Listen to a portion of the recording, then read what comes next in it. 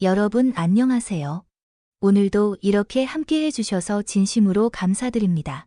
오늘 전해드릴 이야기는 단순한 이적 루머나 한 구단의 계획 발표를 넘어 지금 MLS 전체가 왜 LAFC를 중심으로 다시 요동치고 있는지, 그리고 왜 수많은 팬들이 다음 시즌을 손꼽아 기다리고 있는지에 대한 이야기입니다.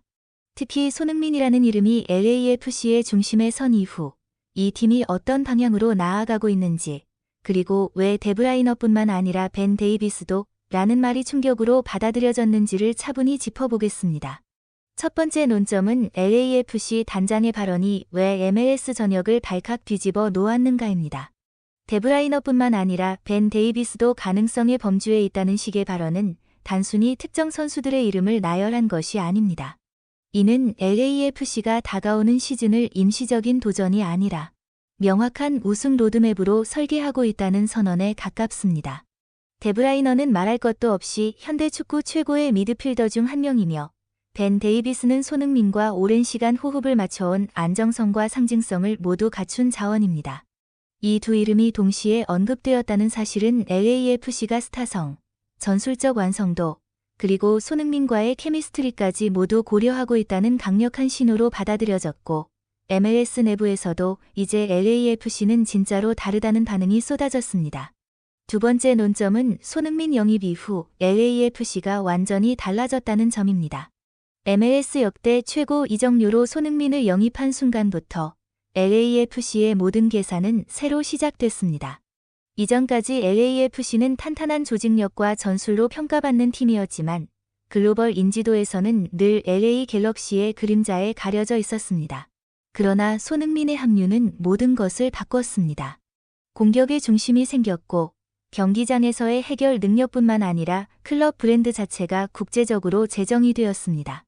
실제로 손흥민이 합류한 이후 LAFC는 중원에서의 창의성 부족, 득점 루트의 단조로움 같은 기존 약점이 더 또렷하게 드러났고, 동시에 그것을 보완해야 할 필요성도 분명해졌습니다. 그래서 지금 LAFC는 손흥민과 부안가, 그리고 또 한 명의 공격 자원을 중심으로 한 완전히 새로운 공격 구조를 구상하고 있습니다.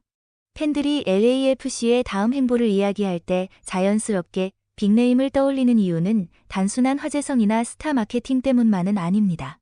지금 LAFC를 지켜보는 팬들의 기대는 매우 구체적이고 현실적입니다. 손흥민이 합류하면서 팀의 기준선이 완전히 달라졌고, 그에 따라 팬들이 요구하는 수준 역시 과거와는 비교할 수 없을 정도로 높아졌습니다. 더 이상 잘 싸웠다거나 가능성을 봤다는 평가로는 만족할 수 없는 단계에 들어섰다는 점에서 빅네임에 대한 기대는 감정이 아니라 논리에서 출발합니다. 가장 큰 이유는 경기 내용에서 반복적으로 드러난 구조적 한계입니다. 지난 시즌 LAFC의 공격은 분명히 손흥민 영입 이후 활력을 되찾았지만, 동시에 지나치게 두 명, 혹은 특정 몇 명에게 의존하는 모습도 명확히 드러났습니다. 손흥민과 부안가가 막히는 순간 공격 전개가 급격히 단조로워졌고, 중원에서 경기를 풀어줄 수 있는 창의적인 자원이 부족하다는 점이 여러 경기에서 반복적으로 노출되었습니다. 팬들이 빅네임 미드필더, 특히 데브라이너나 디발라 같은 이름을 떠올리는 이유는 바로 이 지점입니다. 단순히 유명해서가 아니라 경기의 흐름을 바꾸고 손흥민의 부담을 줄여줄 수 있는 유형의 선수이기 때문입니다. 또 하나 중요한 이유는 손흥민이라는 선수의 시간입니다. 팬들은 손흥민이 지금 커리어의 어느 시점에 와 있는지를 매우 잘 알고 있습니다. 그는 여전히 세계 최고 수준의 경기력을 유지하고 있지만, 동시에 언젠가는 내려올 수밖에 없는 시간이 있다는 사실도 부정할 수 없습니다. 그렇기 때문에 팬들은 손흥민이 LAFC에서 보내는 이 황금 같은 시기를 낭비하지 않기를 바랍니다. 빅네임 영입에 대한 요구는 결국 지금 당장 우승을 노릴 수 있는 전력을 만들어 달라는 요청이며, 이는 감정적인 욕심이 아니라 선수에 대한 존중에서 비롯된 기대라고 볼 수 있습니다. 빅네임에 대한 갈망에는 심리적인 요인도 분명히 존재합니다. LAFC는 2022년 MLS컵 우승이라는 성공을 이미 경험한 팀이지만, 여전히 대중적인 인지도에서는 LA 갤럭시를 완전히 넘어섰다고 말하기 어렵습니다. 팬들은 손흥민이라는 슈퍼스타를 중심으로 클럽이 진정한 대표 구단으로 도약하기를 원합니다. 이 과정에서 또 다른 세계적 스타의 합류는 단순한 전력 보강을 넘어 LAFC가 이제 MLS의 변방이 아닌 중심에 서 있다는 상징적 선언이 됩니다. 팬들이 빅네임을 기다리는 이유는 팀이 더 큰 무대에서 이야기되기를 바라는 욕망과도 맞닿아 있습니다. 특히 한국 팬들의 시선에서 이 기대는 더욱 강해집니다. 많은 한국 팬들은 손흥민이 대표팀에서 겪어왔던 구조적 부담을 LAFC에서는 반복하지 않기를 바랍니다. 손흥민이 잘해도 팀이 이기지 못하는 그림은 이미 너무 익숙한 장면이 되었기 때문입니다. 그래서 손흥민을 온전히 지원해 줄 수 있는 미드필더, 혹은 득점을 분담해줄 또 다른 공격 차원의 필요성이 더욱 절실하게 느껴집니다.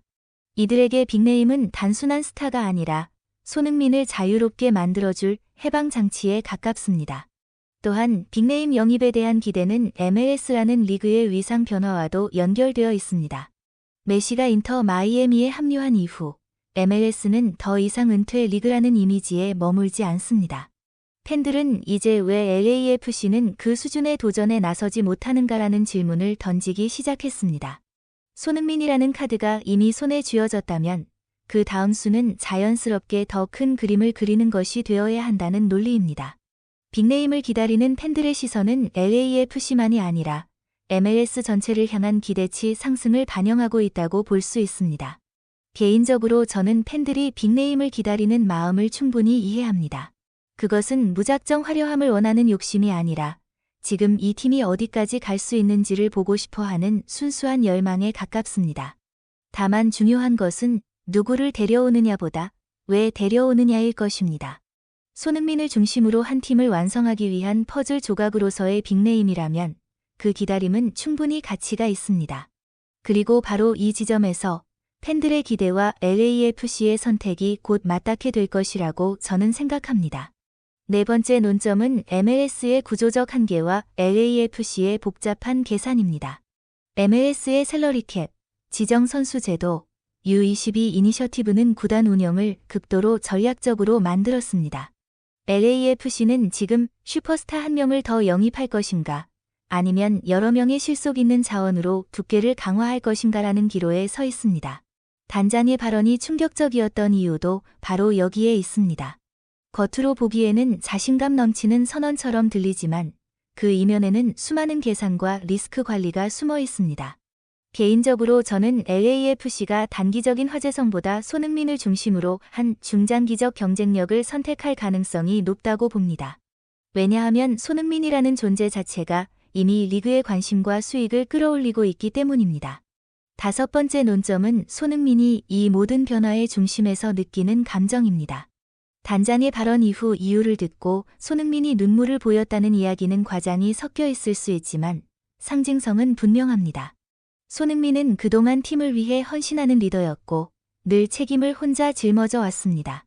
그런 그에게 우리는 내 주변을 진짜로 강하게 만들겠다는 메시지가 전달됐다면 그것은 선수로서 느낄 수 있는 가장 큰 존중이자 신뢰일 것입니다. 저는 이 지점에서 손흥민의 MLS 도전이 단순한 커리어 후반 선택이 아니라 또 하나의 진지한 경쟁 프로젝트라는 확신을 가지게 됩니다. 마지막으로 개인적인 평가를 덧붙이자면 다가오는 시즌은 LAFC와 MLS 모두에게 매우 중요한 분기점이 될 것입니다. 메시가 있는 인터 마이애미와의 경쟁, 손흥민을 중심으로 한 LAFC의 도전은 리그의 주목도를 완전히 다른 차원으로 끌어올리고 있습니다. 만약 LAFC가 올여름 이적 시장에서 현명한 선택을 한다면 단순히 플레이오프 진출을 넘어 진정한 우승 후보로 자리매김할 가능성도 충분하다고 봅니다. 축구는 결국 균형의 스포츠이고 손흥민이라는 축을 중심으로 균형을 맞추려는 LAFC의 시도는 매우 흥미롭습니다. 끝으로 오늘 영상 끝까지 시청해주셔서 진심으로 감사드립니다. 내용이 마음에 드셨다면 구독과 좋아요 꼭 부탁드리고요. 앞으로도 더 흥미롭고 깊이 있는 이야기로 다시 찾아뵙겠습니다. 다음 영상에서 또 만나요. 감사합니다.